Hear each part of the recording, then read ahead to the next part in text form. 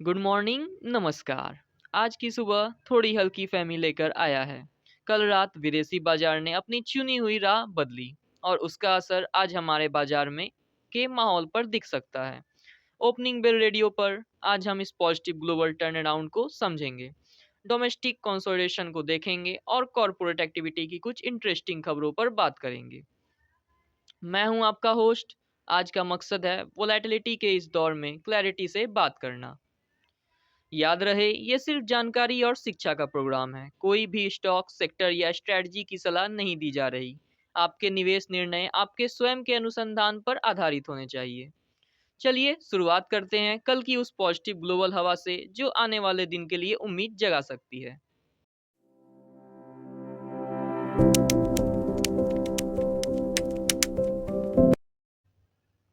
कल रात US markets ने भारी तरक्की दिखाई। पिछले दिन के भारी लॉस के बाद S&P 500 1.14% अप हुआ। डाउ जोन्स 1.78% चला गया और नैस्डैक 100 भी 1.04% बढ़ गया।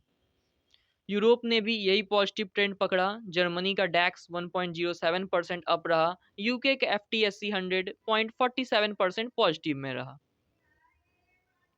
अचानक ये रिकवरी क्यों आई?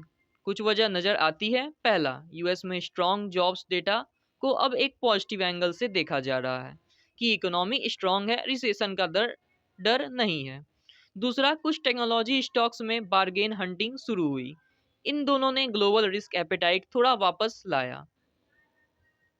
एशिया का सीन मिक्स्ड रहा। जापान के निक्के फ्यूचर्स 3.70% तक अप थे, जो कि बहुत स्ट्रॉन्ग सेंटीमेंट को दिखाता है। लेकिन हांगकांग का हैंगसेंग 1.21% नीचे रहा और ऑस्ट्रेलिया 2% से ज़्यादा गिर गया।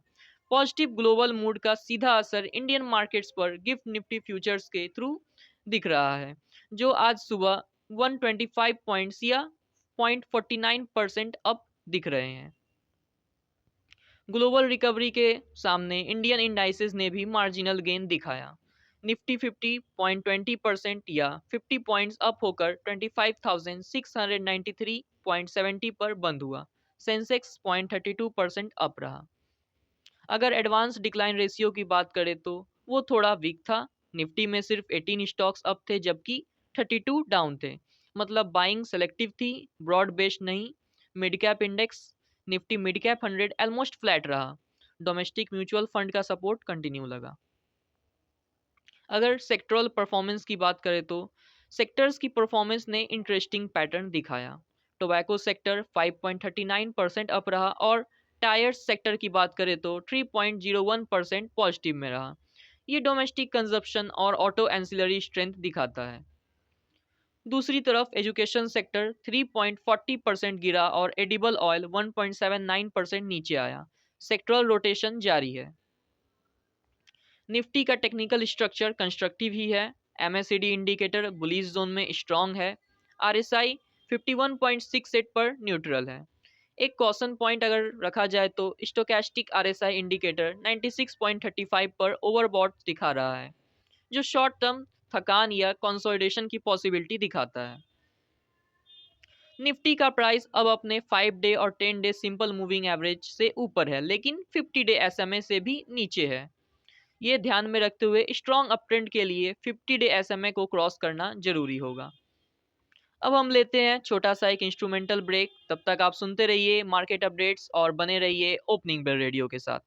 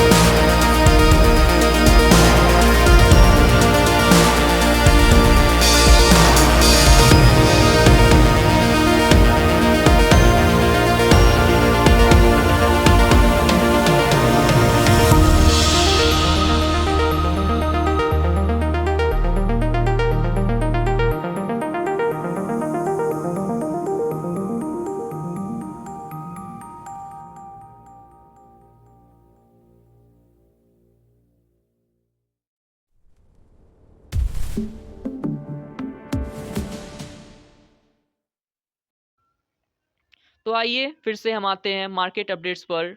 ओपनिंग बेल रेडियो में the first note to the market. अगर बल्क डील्स की बात करें तो बल्क डील एक्टिविटी खासकर स्पेसिफिक स्टॉक्स में जारी रही। इनकम्पास डिजाइन में एक फंड ने शेयर्स बेचे जबकि एलक्रिटी सिक्योरिटीज ने खरीदे। सीकेके रिटेल और काइंस टेक जैसे स्टॉक में भी बल्क बाइंग सेलिंग देखी गई। बल्क डील्स से पता चलता है कि प्रोफेशनल इन्वेस्टर्स कहां अपना पैसा लगा रहे हैं। ये इंडेक्स के मूवमेंट से अलग होता है। इससे समझ आता है कि स्टॉक पिकिंग अभी भी मार्केट का मेन थीम है। अगर हम इनसाइडर ट्रेडिंग की बात करें तो इनसाइडर एक्टिविटी में बाइंग देखी गई। जुस्तो रियलफिन के प्रोमोटर डायरेक्टर ने 12,000 शेयर्स खरीदे। मेहुल कलर्स के प्रोमोटर ने 52,800 शेयर्स खरीदे। वन सोर्स स्पेशियलिटी के प्रोमोटर्स ने भी बल्क बाइंग की। 5.65 लाख शेयर्स खरीदे। Promoter buying generally positive sentiment दिखाता है, लेकिन इसे अकेले सिग्नल नहीं समझना चाहिए।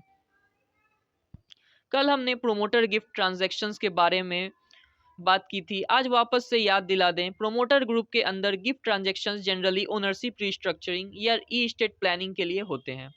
इन्हें बुलिश या बेयरिश सेंटीमेंट का सिग्नल नहीं समझना चाहिए। अगर कॉर्पोरेट एक्शंस और स्प्लिट्स बोनस की बात करें तो कॉर्पोरेट एक्शंस में आज कुछ इंटरेस्टिंग अपडेट्स हैं।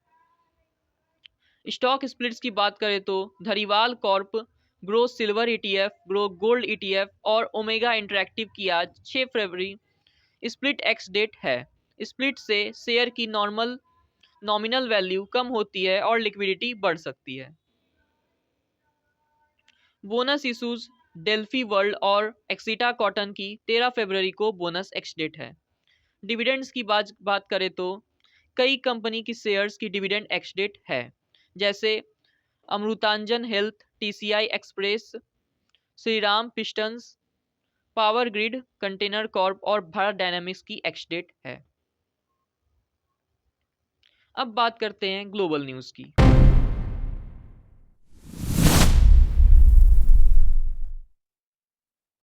ग्लोबल न्यूज में कुछ हाइलाइट्स आइए देखते हैं। रेडिट के स्ट्रॉन्ग अर्निंग्स ने स्टॉक को 5% अप किया। अमेजन 12% गिरा क्योंकि उनके स्पेंडिंग प्लान्स ने इन्वेस्टर्स को चिंता में डाल दिया है। गोल्ड गोल्ड $5,000 के ऊपर स्टेबलाइज हुआ। सिल्वर $90 क्रॉस किया, सिमिलर टू $90 क्रॉस किया।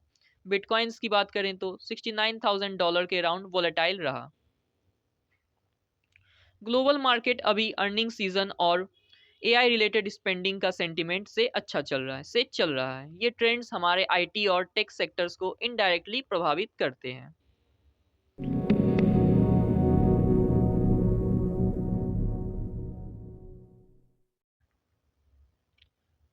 कल का सेशन हमें एक अहम बात सिखा रहा है। इंडियन मार्केट्स ग्लोबल रिकवरी का फायदा उठाने की कोशिश कर रहे हैं, लेकिन अपनी इंटरनल स्ट्रेंथ भी दिखा रहे हैं।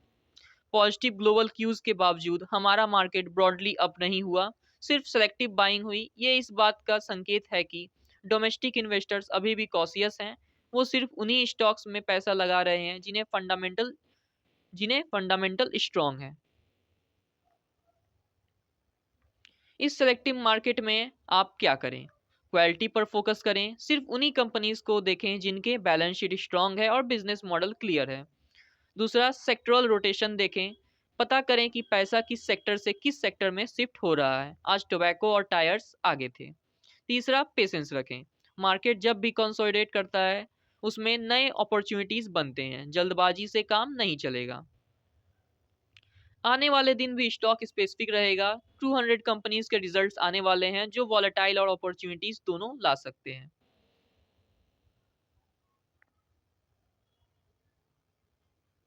तो ये था आज सुबह का विश्लेषण global recovery, domestic selectivity, promoter buying और कॉर्पोरेट एक्शंस का ओपनिंग बेल रेडियो पर the first note to the market. हमने देखा positive global turn around, Nifty का marginal gain, interesting sector moves और आने वाले दिन के लिए कुछ इंपॉर्टेंट कॉर्पोरेट डेट्स। फिर से याद दिला दे, यहाँ सब कुछ समाचार, जानकारी और एनालिसिस के लिए है। किसी भी निवेश के लिए आपकी स्वयं की छानबीन अवश्य करें। मैं आपका होस्ट आपसे कल सुबह 7 बजे नए डेटा, नए नजरिए के साथ फिर मिलूंगा। धन्यवाद। आपका दिन स्थिरता और सफलता से भरा रहे।